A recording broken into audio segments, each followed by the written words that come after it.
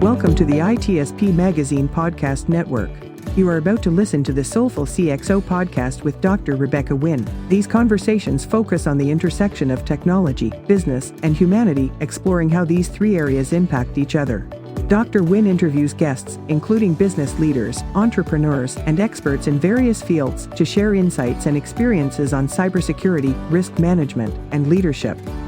The podcast aims to provide a fresh perspective on how technology can be leveraged to create positive change in the world. Now sit back, relax, and enjoy the show.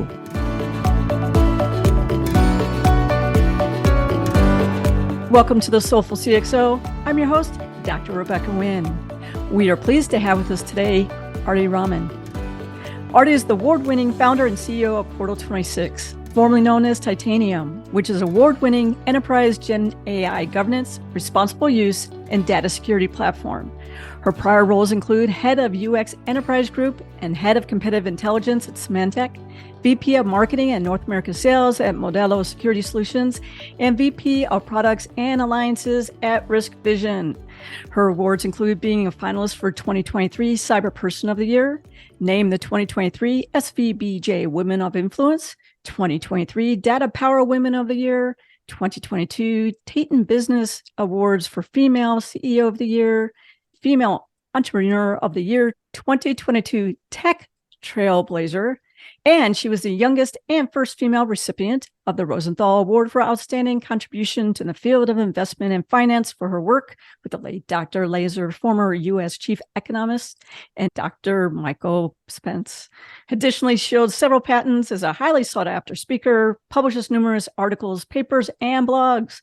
Arti, it's great to see you again. Welcome to the show. Thank you for having me, Rebecca. I'm so excited to be part of your Soulful CXO series. Your background is amazing. You've come from product, you come from sales, you come from technology, you're a data scientist. How did you get to be the person that you are today and the award-winning CEO? Thank you for asking. So I have an interesting and non-typical journey, and I'll give you the quick 2-minute summary of it. And if any portion sounds more interesting than the others, I can share gory details. So I am a PhD dropout. I'll start with that.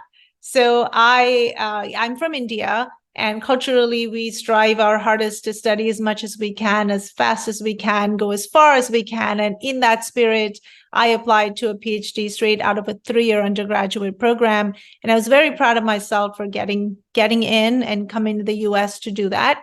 And I'm a mathematics person by education. So I was going to be doing modeling and quantification of businesses.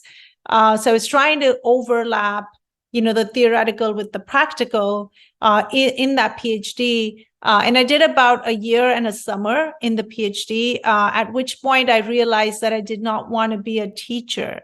So there was a lot of academia outcomes from there.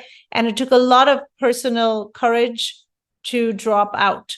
And I did that. And that's, I believe, when I grew up and I decided to focus on, finding what interests me as opposed to, doing as much as I can and going as far as I can.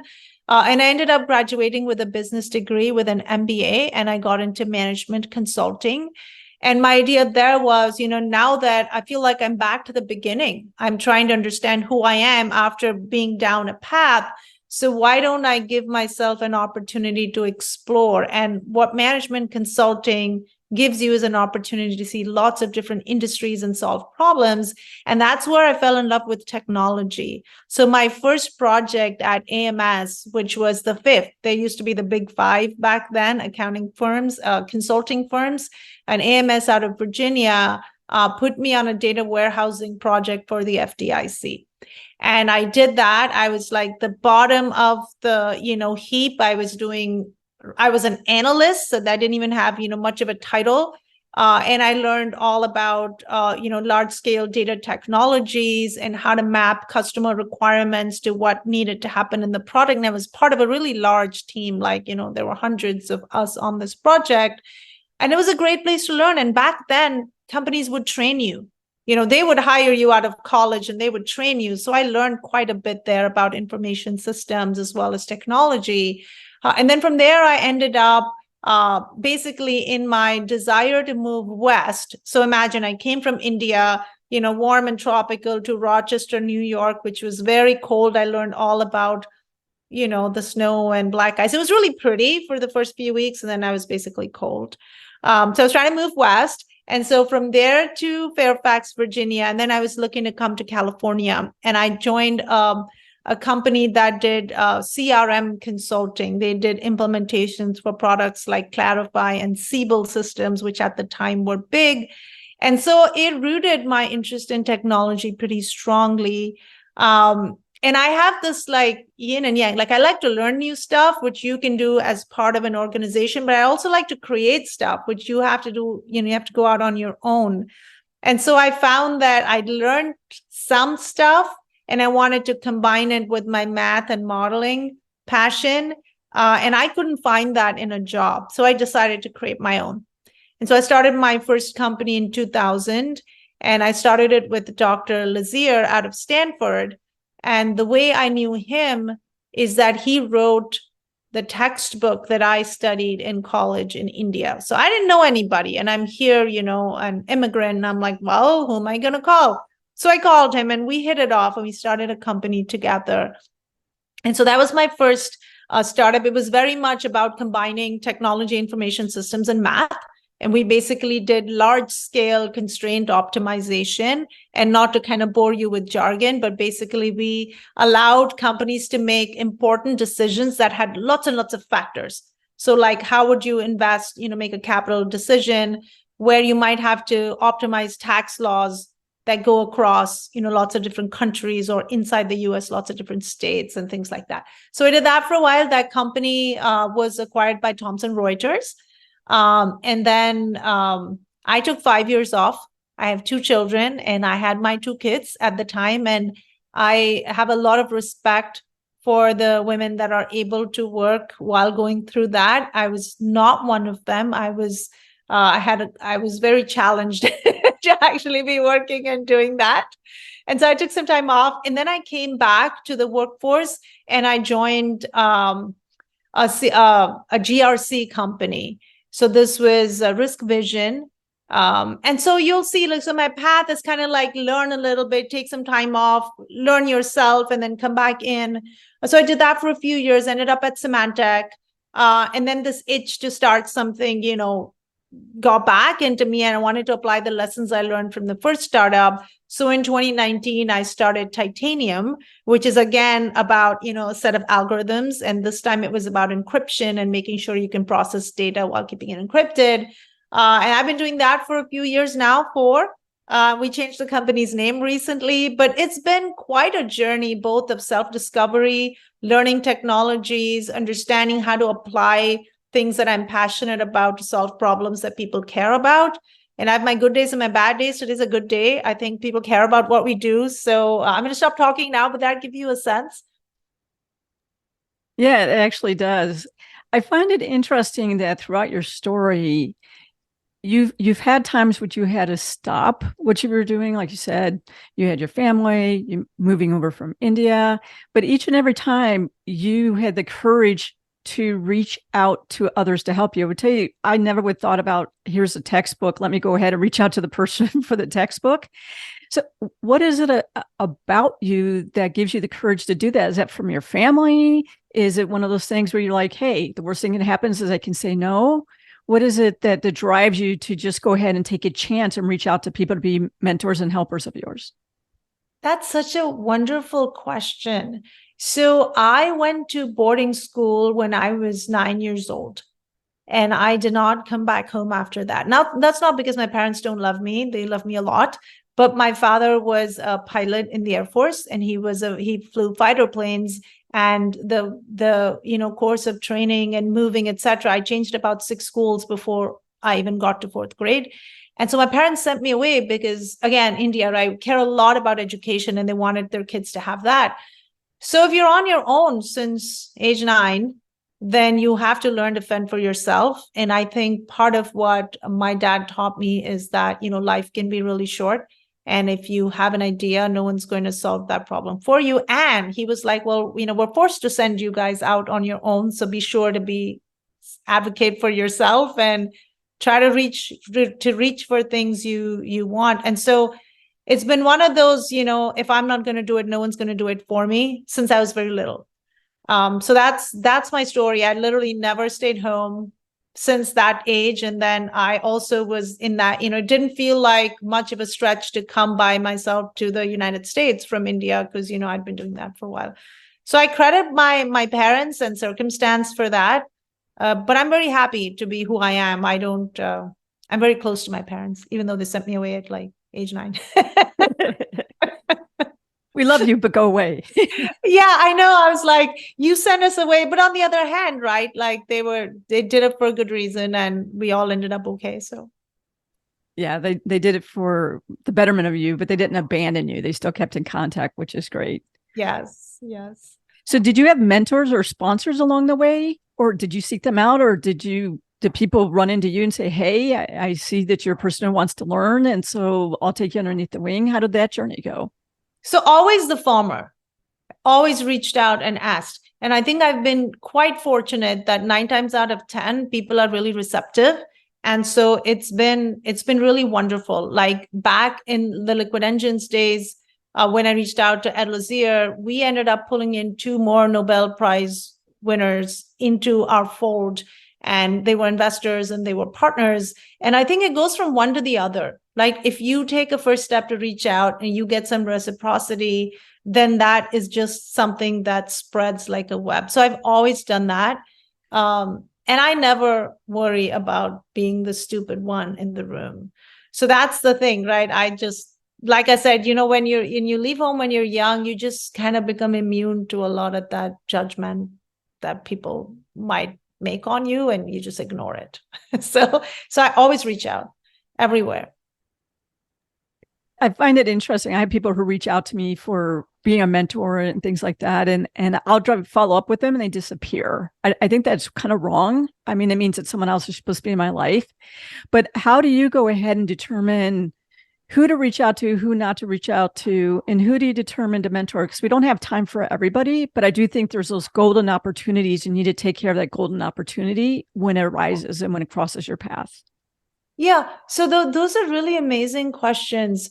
So I always, by the time I reach out to somebody, I'm pretty clear on what I need. And it's usually more than advice.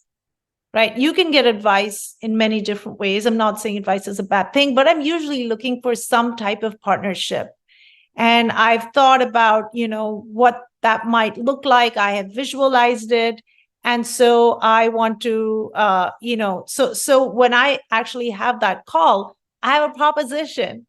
I learned about you in this way. This is your background. This is my background. I have this idea. I think we could partner and do it this way. Here's why I think it would be amazing for you.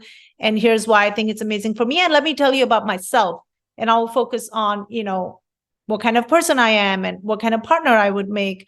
And so when I ask, and then they have the opportunity to say yes or no, because they know exactly, what is being asked. And 9 times out of 10, it's interesting enough. And I get a yes. If I don't get a yes for their time, I get some assistance, I get a push, and it works out. I think where things fall flat is if you're like, oh, this person could be amazing, let me reach out. And then nobody knows what to expect. So I feel like it's pretty concrete when I reach out. And the same is true on the other side. If someone reaches out to me and I know what I can do to help them, and that's not a big discovery for me, I'm able to reorganize my life and make that commitment. And most of the time, people just need a little push. Like, even if it's somebody that needs a job, an internship or something, if I have it, I will give it. As long as, obviously, as long as they look sincere and they're gonna, yeah. And I feel like mentorship is easy, sponsorship is hard, right? So I kind of try to transition from words to action. And did that answer your question? Yeah, it is. And there's a difference between a mentor and a sponsor, and finding golden sponsor is ideal. But when you have mentors, what's the reason? Jim is a mentor of mine, but I can call him for those quick sanity checks. Hey, I'm having a challenge with here. They want X. I don't know. I don't understand the words are coming out of their mouth. Can you help me understand? That's different. That's a mentor. They're great. Yeah. But that's not a sponsor. How did you find your first sponsor? Because that's different, right? That's almost like that best of friends. Everyone says, oh, we're friends because we have TikTok. No, you don't. Yeah. You have people who, virtually, but it's different. How do you find that sponsor? Because I need to find one. It is hit or miss. I think you have to put yourself out there. So in fact, I do more of that than anything else. Like I spend like a third of my time just reaching out to new people because, the world is changing so fast. The opportunities are being formed so quickly and everybody needs to grow. So I do a lot of that. And I don't even keep track of who doesn't get back to me, but those who do, we usually end up, with a productive relationship. So my first real sponsor was Ed. When the author of that book in Stanford, and we partnered up. We like literally were 50-50 owners in our company, and that was very real. He helped me get a visa through the company. It was like a real thing, right, for me. So I'm trying to think if I can come up with anything meaningful in terms of how I went about it, and unfortunately, I think there's no shortcut to just trial and error. I know it's not a very satisfying answer, but that's my answer. Yeah, I think one of the underlying golden nuggets there is when you're authentic and true to yourself, maybe, and where it is that you want to go, then your eyes are more open to see other like-minded individuals. And so when you reached out to Ed, he probably very quickly could pick up, this is a person who's on the same path as me. They might be a little bit behind me on the path in certain ways, and maybe in certain other areas, they're ahead of me on the path, but you can line it. I think that's golden. I think that's one of the things is people will reach out to me and they're like, hey, I want mentorship. And they don't. They really want me to look at their resume and then, can you give me a job? And I'm like, I don't even know who you are because your resume is written so badly. So let me give you some help on clarifying your resume. That's different from having a mentor or a sponsor. So how did you find clarity in where you wanted to go in your life, at least for that next step? Because the other thing that you mentioned throughout our talk is that those steps have changed. And I tell people it's okay. Where you wanted to be 5 years ago might not be the person that you want to be in the next 5 years. And it's okay. You don't have to hold on to the past because the past is behind you. You want to go forward. And a lot of people get stuck there. Yeah. So I have, and this might be like a contrarian view to what most people do. So I think it's all about people and their values. So I find that if I can connect with someone on the type of human being that they are, we can do amazing things together. And for me, that's a first filter always. And so, so I will put out my genuine person and, what I stand for, how I think, what I believe, a little bit of good and bad. And it's like got nothing to do with technology or, where I'm trying to go. And if I find, and that you can find out in a few minutes, if you and this other person are kind of like, human beings that can be creative, productive together. So once we make that connection, then it's not hard to share some ideas and understand. But I don't want to spend my time with people that I don't think I want to be around. So for me, that's a first filter. And that could be a mentor for me, or that could be somebody I'm mentoring. And after that, it's a very quick discovery process. And I know I didn't really answer what you said about, whether someone's going to be wasting your time or not. The other thing I do is once I establish this is somebody that, I like is really bad. It's like I only work with people I like. That's not what I mean. But if we can connect in values, then I will do everything I can to help them. And it may not be me who's the right fit, but I will connect them with somebody who is. And I will already prepare my contact to say, hey, this is a good person. This is one like us. And that way, you can kind of get into the network. And people do that for me as well. So if we get along and they, we connect on some level, they'll be like, well, I'm not the right person for you, but my friend here is. And you won't believe how many times I get on a call and person will say, oh, any friend of blah is a friend of mine. And that to me is like amazing. So I go from one to the other. I agree with you. Carolyn Wong or Teresa Payton or something like that reaches out and goes, hey, Rebecca, I know you're going to have a strong connection with this person. I do it all the time. It's like, it's that way. One of the key points I think you also mentioned too is taking that moment to really listen to your inner voice. I'm going to put it in Rebecca's voice for this. I'm not quoting you directly, but listening to that inner spirit on, am I connecting with this person? Am I not connecting to this person? And do I know of a person that they can better connect with? Let me connect them. And I think one of the reasons that we have such high turnover rate right now, especially in the CISO world, namely, but there's also CIOs and CTOs and stuff like that who are turnover too, is that we get that inner voice who says, no, these are not your people. This is not your culture. No. But, we look at that paycheck and we rush in and then we have to rush out. I think people would be better served to listen to that inner voice. Is that something as well that you learned from your family? Or is that something that you learned from the School of Hard Knocks? People, I got wrinkles for a reason. It's a School of Hard Knocks for me. The latter, very much the latter. And this happens in every situation: work, partnerships, business, investors. You have a goal. You're like, oh my gosh, there's all this money, being offered to me. And somewhere inside, these are not people you want to be in the same room with, really, not if things are not going well. When things are going well, everyone is your friend. When things are not going well, you kind of want, and you do it anyway, because, hey, it's meeting the goals on paper, and it never works out. It never works out. So the older I'm getting, the more like I'll now write it down. Lessons learned. Do not. And I'll tell my friends and my team, because we actually stay together. So, the team I have now are people I worked with before. And we tell each other, next time we are not, if one of us has this kind of feeling and inkling, we are not going to say yes.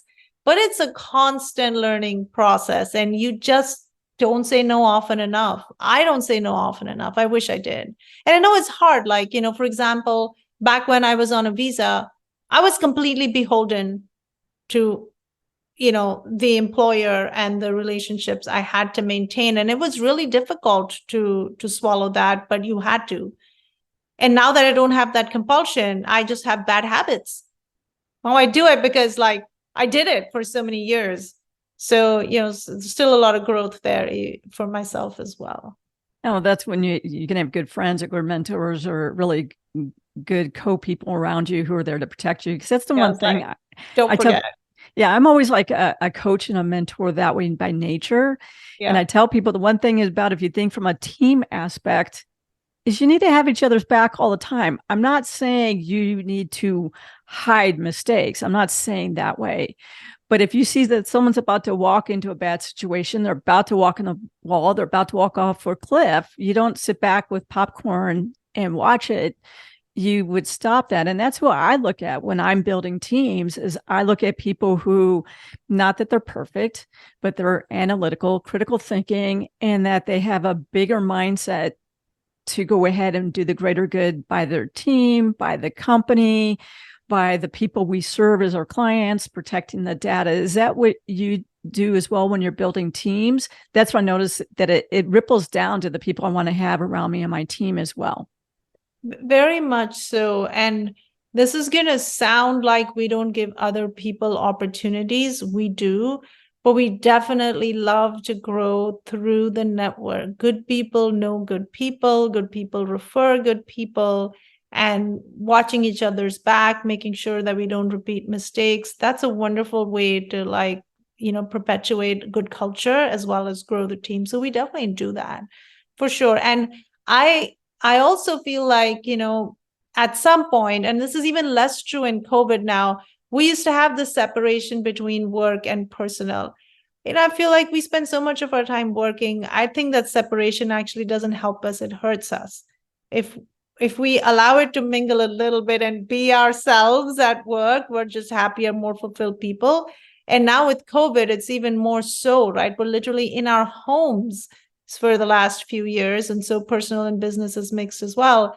So I feel like just having the same mindset as work that you have for yourself personally in terms of what kind of space, what kind of people is really valuable. And I just said in a very long way what you said elegantly in one sentence. So I agree with you is what I'm saying. There we go. Yes. We have a lot of fear, uncertainty, and doubt, especially in technology. Yeah. And generative AI is taking our jobs. And it is, let's be honest, it is taking taking jobs. The one thing that I remind people is it's programmed. Okay. It's not perfect. Yeah. Where do you see generative AI going in the next 3, 4, 5 years? And do you see high risk with it in the technology field? Because I know that's one of your specialties.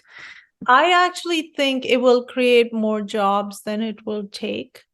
I think that the number of problems that can be solved and the speed at which it can be solved is going to be enormous. And so I feel like what we're being faced with is an upskilling problem. I think the net gains in productivity, in product, in services is going to be way more than loss of jobs. But what we have to do, just like every new technology shift, is we have to upskill, we have to train people. Now, the wonderful thing about AI is it can actually train people as well. And the rate at which the use of ChatGPT and some of these early ones has gone, it's like it's evidence. There's like, grandparents and kids, and like, so the ease and accessibility is actually going to help with the upskilling problem. So I feel like that, that's what we're going to see in the mid to long run. In the short run, what we have to do is figure out programs so that, we can actually educate and inform people, make sure there's guardrails. So like, while AI is still immature, it doesn't hurt people. You can't actually believe everything that an AI says at the moment because it can have disastrous consequences. So I feel like in the mid to long run, we're all going to be okay. World's going to be better. In the short run, we have to deal with all these things. So like, for example, on the creative side, a lot of people are really concerned about content generation, creative synthesis, right? So there's lots of concerns there. Definitely on the services side, there's lots of concerns there. So I echo some of the fears, but I think that, can we go back and say that the personal computer was not a positive thing? No. Can we go back and say the internet was not a positive thing? Not really, no. So I think in the grand scheme of things, there's going to be some work. I think one of the things just with generative AI is people, the same thing as they think about when they use a search engine, that whatever it says is the truth. Yeah. It's even with news media and everything else, just because someone happens to put it in writing, it's a truth. And people have to remember when you're talking about any generative AI, if it's looking at a data set. Yeah. And not necessarily is the data set that was fed into it was 100% the truth. And so I'm with you. I think that there's going to be changing in positions on who is going to be the AI validation engineer, who's going to be the AI validation analyst, who's going to be things like that. So at a point in time that the information that's given, that holistically as a society, we agree on that it should be the truth, relative to the truth. And then how do you put guardrails that it doesn't start to, generate itself and generate falsehoods that then people are going ahead and believe. But like you said, we've had that with technology in the past. And we have governments and there are people who are working on think tanks on, as they say, the horses are out of the barn. How do we put guardrails? I just wish as a society we could very quickly have guardrails. Yeah. Before we let things run so out. That I feel is completely true. I feel like it just fell upon us one fine day and it just took off like wildfire and we're all running to catch up. And so tons of education is needed. And unfortunately, like humanity, this happens a lot, right? We all we win some, we lose some, we bumble along, and then, things fall in place and it's going to be like that. There are some use cases that are scary. So people looking at AI for information, that's scary. But people look into AI to like automate mundane tasks. That's amazing, right? Like formatting, outline generation, just like stuff that who likes to do that anyway, right? So I feel like maybe some education on what you can do safely, what you shouldn't do, all of those is important. And I think the role of teachers, for example, I don't know if you saw the statistics, and I forget what the source was. I'll try to post it later. But they're finding that teachers make the best prompt engineers. Were you aware of this? Like elementary school teachers. No, it makes sense though, because they have to communicate with a variety of kids and parents who are at different levels. Yes. So they actually make sense. Yes. And so like AI at the moment is like an elementary school, right? You have to ask it the right way. And if it doesn't give you the right answer, you have to like form your question again. And so there's like a lot of places where teachers are being hired, and that's a brand new profession. In fact, it uplifts that profession so beautifully, right? Teachers do such important work, and they're typically not the most well compensated. And to go from there to be able to jump into a field that's like hot and pays really well to use those skills, that's an amazing little piece of data, I thought. That's great. Unfortunately, our time has just flown by. Yes. What's the best way for people to reach out for you for speaking engagements, learn more about you, and to learn more about your company? Thank you for asking. So I'm very accessible on LinkedIn. So it's Arti Raman. I'm easily findable. You can also email me at Arti, ARTI, at portal26.ai. So I think I'm one of the few people that has the first name and the domain. So I'm that's coveted and awesome. But yeah, happy to take calls and network and be available as a resource myself. Arti, thank you so much for being on the show. You are a soulful CXO. Oh, thank you. Love that. Thank you for having me. Such a pleasure meeting you again and being on your show. I love what you're doing. It serves the community really well. We hope you enjoyed this episode of Soulful CXO podcast with Dr. Rebecca Wynn, part of the ITSP Magazine podcast network. If you learned something new and this conversation made you think, then add this show to your favorite podcast player. Subscribe to the ITSP Magazine YouTube channel and share the ITSP Magazine podcast network with your friends, family, and colleagues. If you represent a company and wish to connect your brand to our conversations and our audience, visit itspmagazine.com to learn how to sponsor one or more of our shows. We hope you will come back for more stories and follow us on our journey.